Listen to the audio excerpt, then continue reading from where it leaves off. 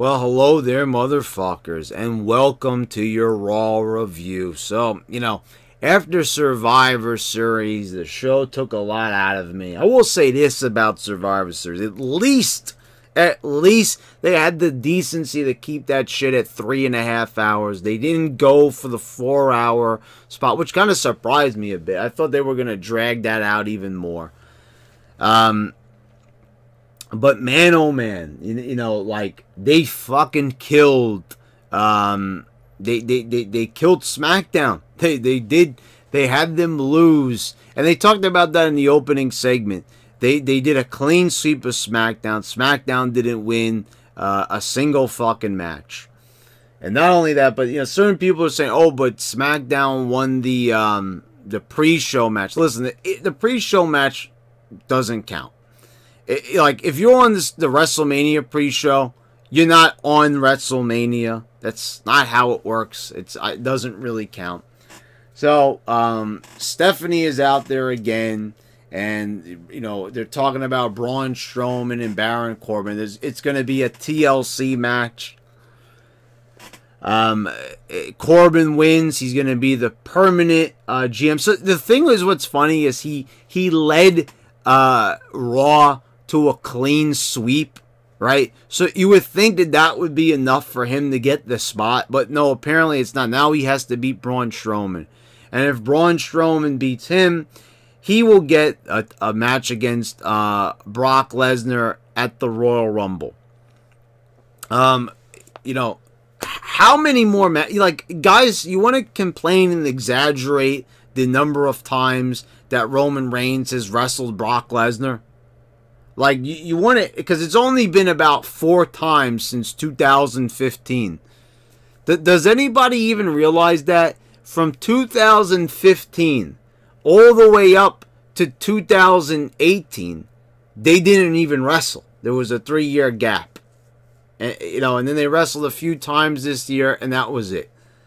I think Braun Strowman has wrestled Brock Lesnar more times than Roman Reigns. And somehow, no one's complaining about that. But anyway, it's like it doesn't even fucking matter at this point. He lost so many times to him. Does it really even fucking matter? I mean, honestly. I don't think he's going to win it. I really fucking highly doubt that, especially after they buried him the way they did at Crown Jewel, right? So then they have an elimination match for whatever fucking reason. Like, you're going to have another elimination match right after Survivor Series. And this time it's Baron Corbin, Drew McIntyre, and Lashley versus Elias, Braun Strowman, and Finn Balor.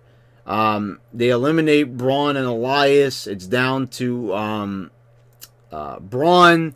I don't know what happened here. The Braun, got cut open on his arm. They like attacked his hand on the steel steps. I don't know what happened, if like he cut himself on the steps. I mean, because I don't even know, are those steps even that sharp? Whatever the case may be, I don't know how he started bleeding. It's funny because on YouTube they made it go black and white. Even though, usually only would do that back in the day. Like, on SmackDown, they used to do the black and white thing, right away. But that was only, well, not sometimes, not always right away. But, if their face was covered in blood. But, I don't know, they had it black and white on YouTube. But his arm was, all cut up. It seemed like he had, a pretty bad cut. I hope it doesn't turn out to be an infection or something, because they have enough fucking injuries at this point. But, just throw together and you're also getting rid of everybody here in your opening match. Braun, Elias, Drew McIntyre, Lashley. What happened with Drew and Angle? There's not going to be a next step to that. Lashley, nothing's going on with that guy after he shows his ass to the crowd last week. We're not going to try to redeem him. And Elias, one of your hottest acts. Just get rid of everybody in the first fucking half an hour. And you don't show, not even Braun. The big monster. He, you know, how many times has he gotten hit by the steel steps and he's not coming back? Maybe because of the cut on the elbow or whatever. Maybe that's why he didn't, you know, come back on the show after 3 fucking hours. But I'm just saying, it's like, you know, all the big stars are in this opening match, and they're not anywhere to be seen for the rest of the show. I mean, like, why keep watching? Oh, you know, all the good people were out during the first fucking match. Then we do Seth Rollins cutting a promo, demanding Dean Ambrose. You know, Dean Ambrose not there last night at Survivor Series, but, you know, all of a sudden, we're going to get back into the Dean. So it's like the whole Dean Ambrose Seth Rollins feud gets muted for like a whole night. We ain't going to even touch on it. They're not going to interact. Dean Ambrose is not going to try to do a run-in. All of a sudden, it's like, pause, then, you know, begin again, resume. Like, that's what I said. I knew they were going to do that shit because they did that shit last year. There was no run-ins. There was, you know, did Jinder Mahal try to exact vengeance? Or did AJ run in during the Brock Lesnar match? You know, I was going to say the year before, Jinder didn't try to get revenge on AJ during the Brock match. And AJ didn't get revenge on Daniel Bryan during his match last night either. It's crazy. It's like, and he low-blowed him to win the title, and AJ's not going to give him a receipt or anything like that, like during a big high-profile match like that. AJ's just going to let that go. Okay. So Dean Ambrose gets on the Titantron, and, you know, I like this promo. I like, he said, you know, we're all going to have to, you make like we're good people. No one knows, he says, when the camera stopped rolling, like what horrible people we were.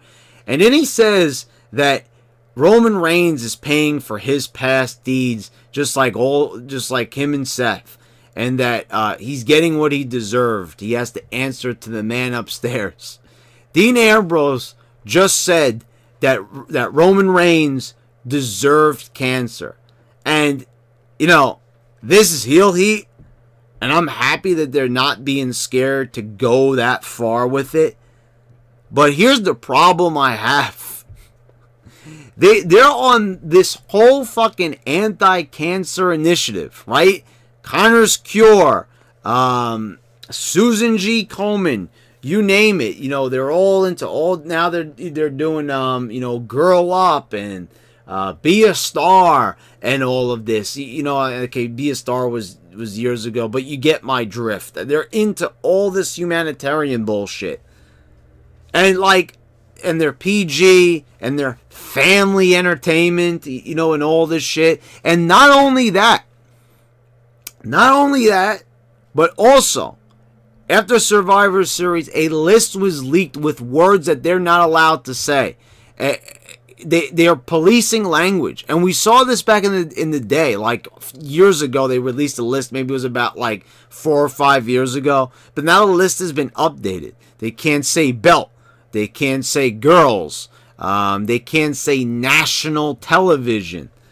So, and they can't say violent. They can't say violence. They can't say hate. They can't, you know, it was a crazy ass list. And maybe if I decide to edit this video, I might put up the list here for you guys to see it as I saw it online. And so I'm saying, like, they're drastically trying to make this a watered down product, and they want to try to, you know, make it as family friendly as possible. But it's like during the PG era, they've had Vince McMahon make fun of JR's Bell's palsy. They've had CM Punk pour the ashes of, well, the symbolic ashes of Paul Bearer over the Undertaker's body. They have, you know, reenacted Jerry the King Lawler's heart attack. And now they've had Dean Ambrose say that Roman Reigns deserved cancer. Now, all this shit is fine if you're going for heel heat. But the thing is, it's like, who is this show for? I mean, honestly, later on in the show, they're going to show a bunch of luchadors jumping around with fucking piñatas. And, you know, the next minute, you know, in the other, it's girl power. And then we're seeing a guy say that another guy deserved cancer. Like, Like, does anyone see it? That this show is just like, oh, it's a hot fucking mess. So they strung this throughout the night, which I did like. But we move on to Nia Jax and Tamina defeating Bayley and Sasha Banks. You know, not really a lot occurred here. Then we had, you know, there really was nothing that really happened there. We had Dean Ambrose all of a sudden appears on the screen behind Charlie, which was very fucking weird. His head just pops up on this monitor backstage, and you know, and tells him, tells her, you know, tell Seth that I'm gonna be, you know, where the Shield used to hang out. So Seth goes looking for him. He goes into a door. It has "Burn It Down" spray painted on it. Like, that's a little bit cheesy. That's kind of like when the Riot Squad kind of like, you know, did the ketchup and mustard all over the dressing room. It's just, it's like fucking kid stuff. Drake Maverick is in catering, and people are making like pea puns at him. You know, they say, "Did you try the peas?" Bobby Roode says to him, "I hope that you're doing bladder." You know, he says, "Oh, I mean better." Oh my God. Can we please stop? For the love of God. I mean, please tell me that this is the last week that we're going to do this. And it hasn't even got started, I know. But please. Oh my shit. Like, you've got to be kidding me, guys, with these fucking jokes. Wow. I mean, talk about the lowest fucking common denominator of making jokes. We'll get to a little bit later on. The Lucha House Party defeated the Revival. Why do we even bother with the Revival, honestly? Like, this is the second time we've seen this. Why even have the match if they already went over them clean last time? It happens again. Titus O'Neil is backstage. He tells Seth Rollins that he just saw Dean Ambrose. And then Titus can't even tell him where Seth went. Like, that's like, you know, saying that you know where some place is, and then the person asks you, well, how do you get there? And you can't tell them. Like, what the fuck was the point of opening your mouth and saying that you saw him if you can't even tell him where he is? The whole thing is just very weird. Like, I like that they're stringing it throughout the show, but they're not doing it well. Ronda Rousey comes out and cuts it. This is a fiery promo. The crowd, I think they were in the Staples Center still, weren't they? Whatever. But anyway, the crowd is starting to get heated. She does a good job ignoring them. Baron Corbin comes out, and she's demanding that she get somebody to wrestle her tonight. Mickie James comes out. She destroys Mickie James. Then as she gets on the entrance ramp, Nia Jax comes face to face with her. She goes like this. You know, she blows on her hand, wipes it, and then that's it. They walk away. So, you know, no scuffle, no nothing. And I said I was going to talk about it in my Survivor Series review, because I said it's more relevant because they were putting it more over on this particular night. You know, and I probably should have mentioned it during the tag match, but whatever, we'll talk about it right now. Nia Jax being called the Face Breaker. I like that they're kind of not ignoring this and that they're like putting it out there. But it's like the same idea. Like Dean Ambrose saying that Roman Reigns deserved cancer because he's a heel. Their priorities are really fucked up. So they're supposed, oh, look how much we care. Connor's Cure, Susan G Komen. You know, we're so fucking full of shit. Like, they totally are. Like, you're saying that you're charitable. You're saying that you're humanitarian. This is a wrestling company, mind you. Like, this is what I've been saying for years on this channel. They're a wrestling company. Why are they getting into humanitarian efforts? Leave that to the professionals, because you see what happens when you're a wrestling company and you can't keep things consistent. And the consistency looks downright fucking awful. I mean, you're basically celebrating, putting over the fact that Nia Jax gave Becky Lynch a concussion.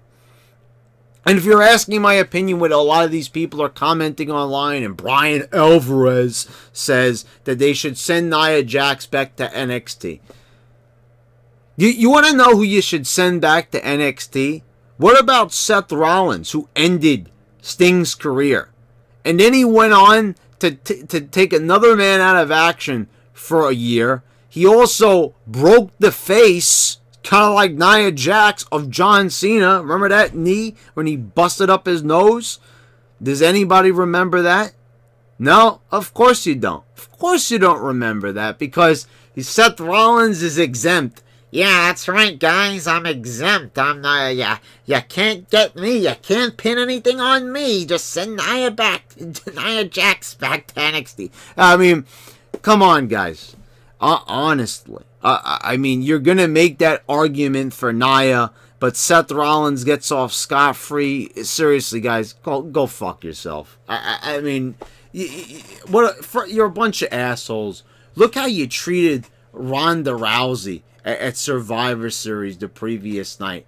And you want to talk about doing what's best? All of a sudden, you guys care about the fucking wrestlers.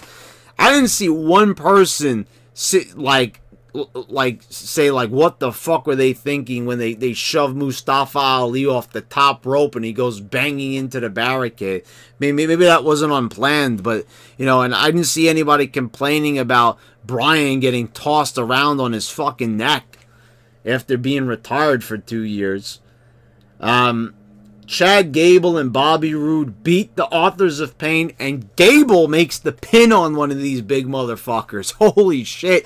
Like, they're not protecting these guys at all. I mean, Authors of Pain, holy fucking shit. I mean, okay, they won at Survivor Series, but then the next night, I mean, oh shit, like, wow. They're gonna make fun of over Drake peeing, then have fucking Authors of Pain take the loss here. I mean, they don't care about anybody on this roster. What a mess. Like, you listen to everything I've said so far up to this point, and you really just, it's like a fucking wasteland. It is a path of destruction that they just keep on going, just fucking themselves royally every single fucking minute on this show, burying themselves. Then backstage we see Dean Ambrose, and like, this was fucking weird. He kept talking about, what's that smell? Oh, it's you people. Like, you know, and I was just like, okay, we'll get to it, because he continues later on.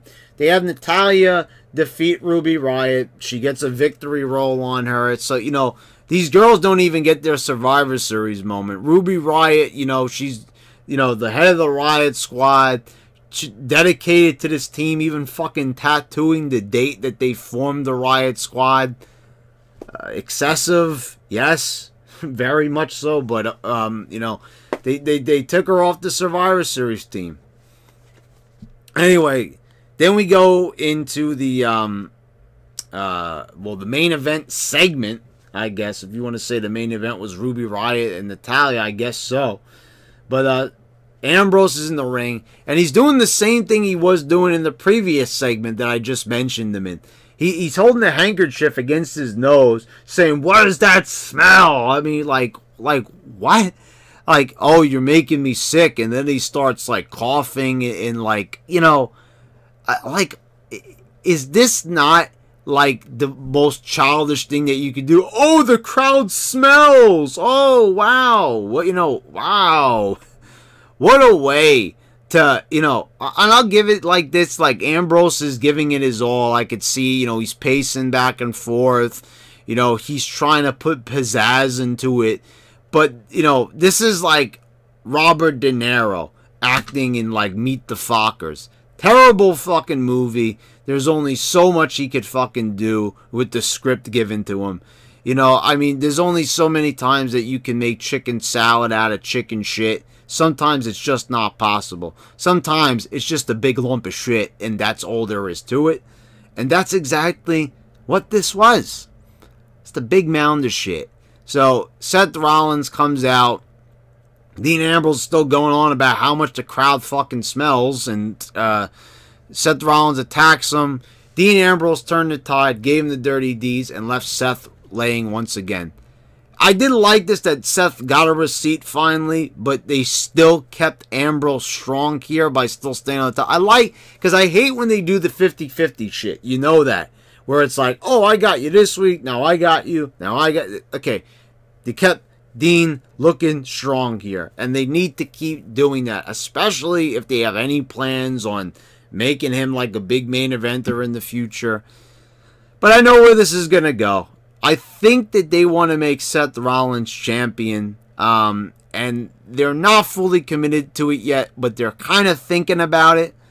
But Seth is like, I think they really want him to be the one to go over Brock Lesnar. I think they want that to happen, and they're going to want to use Dean as a stepping stone. It's going to be a shame because, you know, Dean could be a hot act, and he was doing a good job. Like I'm saying, like they didn't keep that consistency. How do you go from saying a man deserved cancer to saying you guys smell? I mean, you know, see what I mean? Consistency, like that's fucking adult. That's like hardcore shit what he said. And then saying you smell is kindergarten bullshit. Like what? Anyway, guys, so there you go. There's your Raw review. I hope you guys all enjoyed it. I'm fucking tuckered out. Still got SmackDown to review coming up, you know, later on. Probably have that review out tomorrow like usual. But man, you know, anyway, guys, if you enjoyed this video, hit a thumbs up. If you haven't subscribed already, please do so. I'm very happy with the way my subscribers are climbing up. You know, struggling to get to 6K for so long. We finally got there, and I'm rocketing up there. I mean, I really am, thanks to you guys, and I appreciate that wholeheartedly. So if you could check out some of the other content here, add some more views to these videos, I'd appreciate that. And get some entertainment. Why not? You know, and yeah, guys, thank you for watching, and this has been your YWC champ, and I'll see ya for a SmackDown review.